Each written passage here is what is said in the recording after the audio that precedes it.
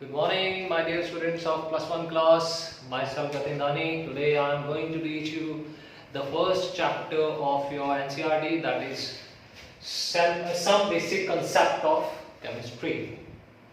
The basic concept related to the chemistry we are going to learn in this chapter.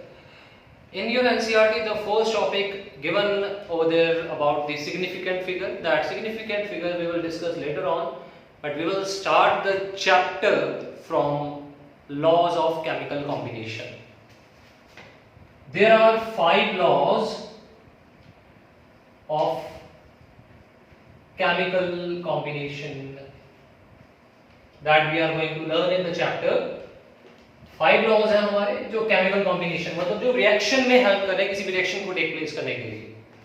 So these laws you have already learned in the previous classes. In 9th class, we have learned about the laws of the chemical combination. The first law, that is law of conservation of mass. Law of conservation of mass. तो चलिए हम आज start करते हैं कि conservation of mass, law of conservation of mass का meaning क्या होता है. So firstly, we will go for the definition. Definition के लिए जाएंगे कि definition क्या बोल रही है conservation of mass की. That in chemical reaction, कोई भी chemical reaction हो रही है, हाँ, the mass of the reactant is equal to the mass of the product. मतलब जो रिएक्टेंट है इनका जो मास होगा वो रिएक्टेंट के इक्वल होगा. मतलब हमारे पास अगर कोई भी केमिकल रिएक्शन हो रही है, let us say these are the reactant R1 and R2, they are going to give you product P1 and P2. so जो इनका मास होगा और इसका मास, रिएक्टेंट और प्रोडक्ट का मास जो होगा वो रिएक्शन के बाद क्या हो जाएगा, सेम हो जाएगा हमारे पास. It will be equal. So we will learn about this, how the masses will be going to equal in the conservation of mass. So इसके लिए आपको सबसे पहले एक एग्जांपल से समझाते हैं कि that how they are equal.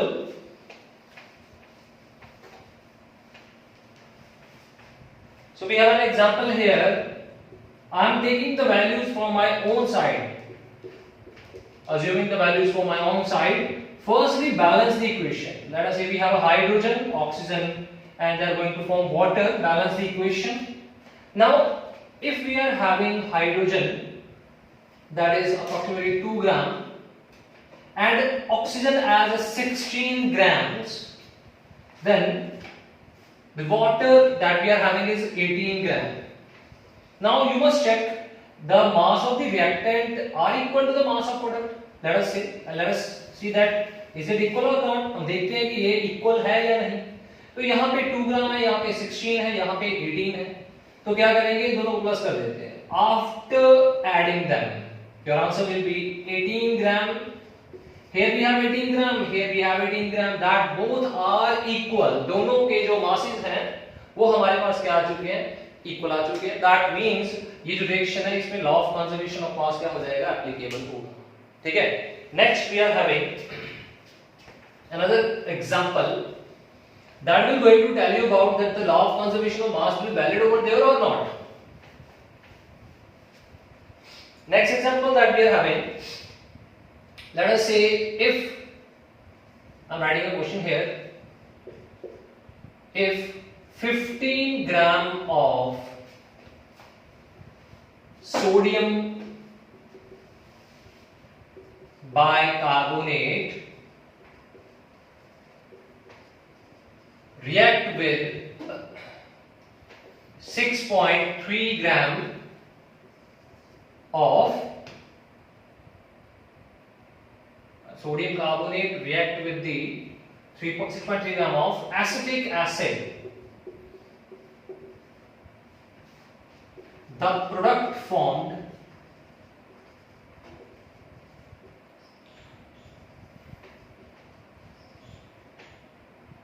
contain a residue of 15 gram and carbon dioxide. Find the mass of CO2 form. CO2 जो formed हो रखी है यहाँ पे उसका mass find करना है.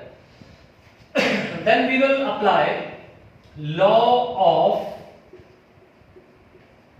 conservation of mass. यहाँ पे हम law of conservation of mass apply करेंगे. Law of conservation of mass क्या था हमारे पास? The mass of the reactant equal to what? Mass of the product. So we are going to write the reaction that is going to be take place in this question. तो इस question में reaction take place हो रही है, हम पहले वो लिख लेते हैं कौन सी रिएक्शन हो रही है यहाँ पे. Just see here the reaction will be NaHCO3, this bicarbonate reacting with the acetic acid. Formula of acetic acid CH3COH will give rise to residue. Residue is written over there. Yes, residue is written over there. residue के साथ एक और चीज बन रही है, कौन सी gas? CO2. तो ये हमें दे रखा है कितना? That is 15 grams. ये भी हमें दे रखा है कितना? That is 6.3 grams. ये भी हमें दे रखा है, रेसिड्यू भी दे रखा है. फाइंड क्या करना हमने? कार्बन डाइऑक्साइड का मास x फाइंड करना है. तो ये 15 ग्राम. अगर ये दोनों रिएक्ट करेंगे तो रेसिड्यू क्या बनेगा? It will form CH3 COONA along with the formation of water. Here CH3 CONA is sodium acetate. How much it is? 15 gram. Which law you are going to apply? Law of conservation of mass to find the value of x. x को find करने के लिए law of conservation of mass को क्या करेंगे? Apply करेंगे. तो यहाँ पे apply कर रहे हैं. Then it will be 15 gram plus 6.3 grams equal to 15 grams plus x. Now here we have 15 and 15. They can cancel with each other. Or you want to add or subtract? You can. It will be 21.3 grams. 15 grams plus x gram. X will be equal to 21.3 minus 15 gram. X आपका कितना आ जाएगा? That it will be, your answer will be 6.3 grams. That means the value of x is what? 6.3. तो हमने यहाँ पे जो carbon dioxide की formation हो रही है उसका मास फाइंड करनी है. कौन सा रूल अप्लाई करके? Law of conservation of mass. So by applying the law of conservation of mass we can find the mass of any missing reactant inside the product inside the equation, either product or reactant. करना क्या है आप लोगों ने? बस ये formula लगा देना. The mass of reactant and product दोनों क्या हो जाएंगे? इक्वल हो जाएंगे. जब मासेस दोनों के इक्वल हो गए तो हमारे पास क्या आ जाएगा? डायरेक्टली आंसर आ जाएगा. ठीक है. So we are going towards the next question that related with the law of conservation of mass. Please note it down. Note this up.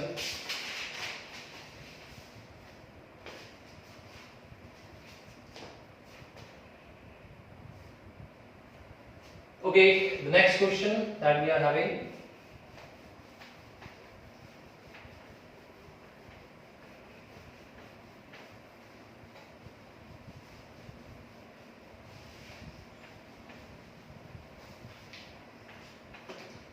The next question that we are having is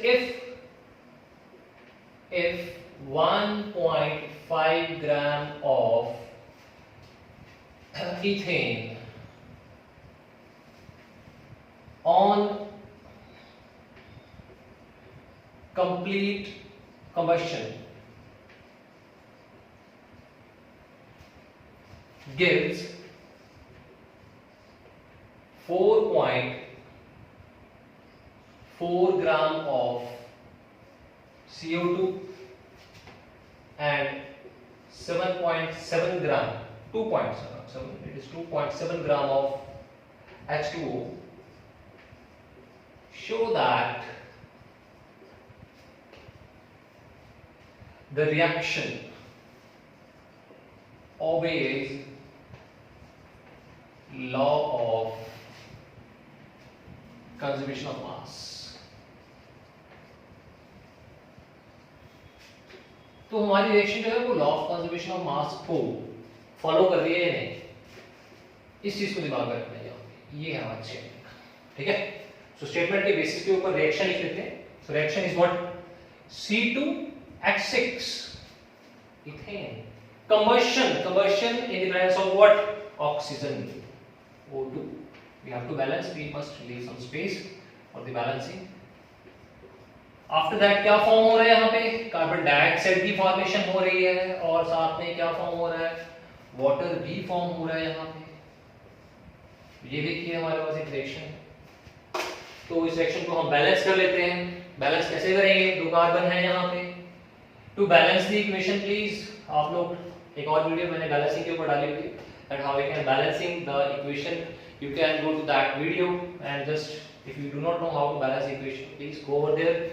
C2H6 carbon यहाँ पे कितने हो जाएंगे? 2 carbon here. Then after that we have to go for the hydrogen, 6 hydrogen. Then we have to put 3 here.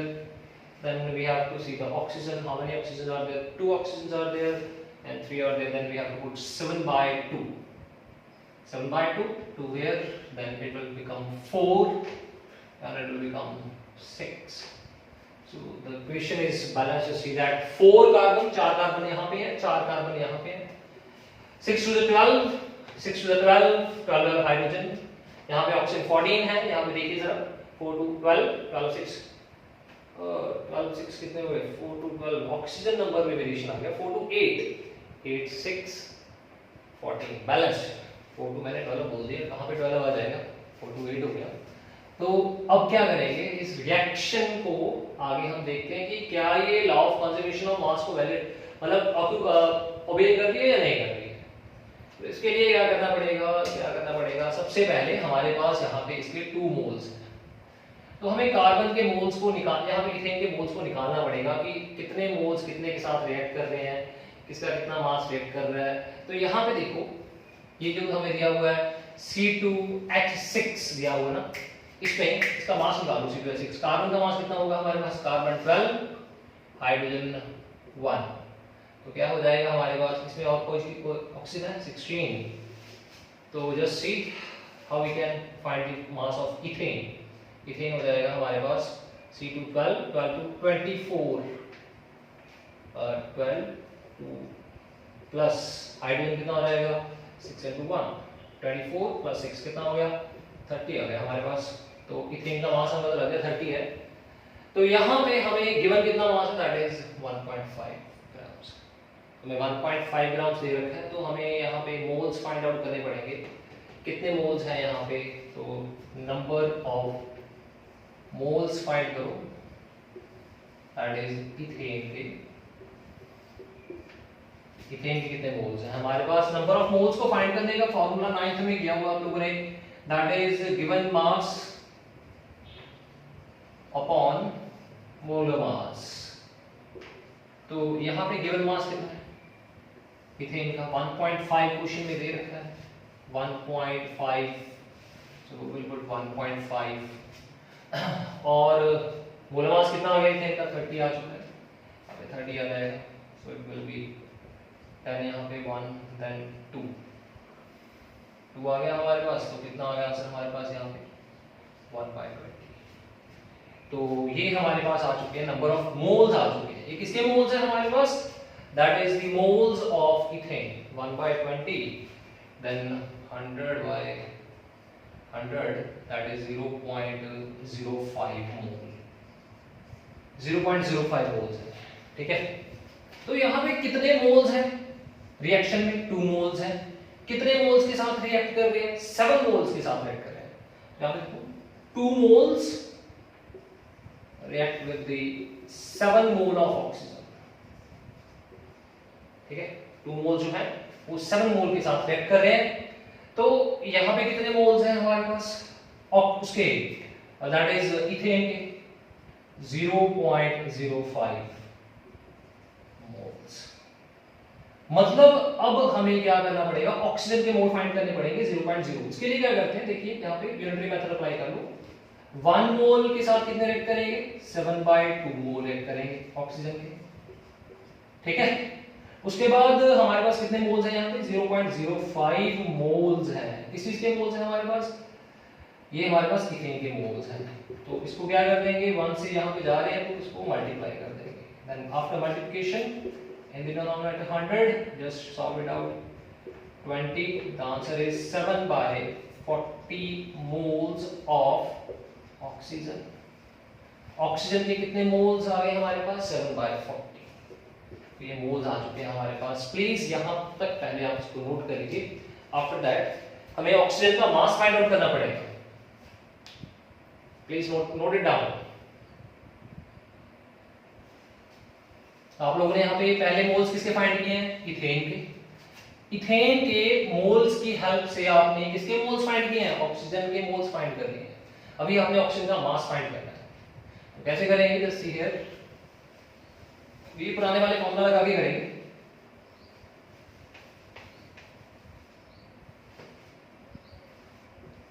Moles of oxygen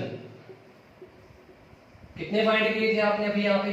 7 by 40 moles find किए थे. 7 by 40 moles find किए थे. तो मतलब ये हमारे पास मोल्स आ चुके हैं. तो यहाँ पे फॉर्मूला है, अगर याद ही होगा कोई मोल्स वाला, mole number of moles is equal to given mass divided by molecular mass. Ninth में किया होगा आप लोगों ने. ठीक है. तो number of moles divided by given mass by molecular mass. तो इसके लिए क्या करना पड़ेगा आपको? Given mass. What is given mass? हमें फाइंड करना है given mass. We have to calculate the given mass. कितना यूज हुआ है ऑक्सीजन. मोलर मास तो ऑक्सीजन का बताइए आपको कितना होता है? ऑक्सीजन का कितना होगा मोलर मास? 16. एक ऑक्सीजन का 2 का कितना हो जाएगा? ऑक्सीजन गैस का कितना हो जाएगा? दैट इज 16 into 2 हो जाएगा हमारे पास, एंड इट विल बी 32. तो यहां पे मोलर मास ऑक्सीजन गैस का कितना हो जाएगा? 32. आफ्टर दैट यहां पे नंबर ऑफ मोल्स आपने फाइंड किए थे, कितने थे? 7 by 40. तो 32 पर लिया है. यहां पे आ जाएगा 7 by 4 into 32. 40 is there, then cancel it. 8 आ गया हमारे पास, 10 आ गया यहाँ पे 4 के डबल के ऊपर. Then we have 56 by 10. यानी हमारे पास ऑक्सीजन कितना है? 56 ग्राम ऑफ ऑक्सीजन. ठीक है. 56 ग्राम, 5.6 ग्राम, नॉट 50, 5.6 ग्राम आ गया हमारे पास. तो क्वेश्चन में देखो और क्या चीज दी हुई है हमें. क्वेश्चन में हमें दिया हुआ है 1.5 ग्राम दिया हुआ है. ये वाला, ये इथेन 1.5.6 ग्राम ये दे रखा है. ये हमने फाइंड किया है. ठीक है. 1.5.6. कार्बन डाइऑक्साइड कितना दे रखा है? 4.4. ये भी दे रखा है. और वाटर कितना दे रखा है? 2.7 ग्राम दे रखा है. तो अभी क्या करेंगे, इनको ऐड करके देखते हैं कि क्या ये लॉ ऑफ कंजर्वेशन ऑफ मास पे वैलिड है या नहीं. 1.5 प्लस 5.6 इधर आ जाएगा 4.4 प्लस 2.7. तो इनको प्लस कर दिया 1 देन 6 देन 7.1 ग्राम. तो इसको प्लस कर दो, कितना आ जाएगा? 1 देन 7.1. देखो mass of reactant is equal to what? Mass of product. So here we have find that the equation obeys the law of conservation of mass. So we have done the typical question from one of the, that is from the law of conservation of mass. If you want that the next law will be in front of you, then do not forget to subscribe. I hope the things will be clear to you. Thank you.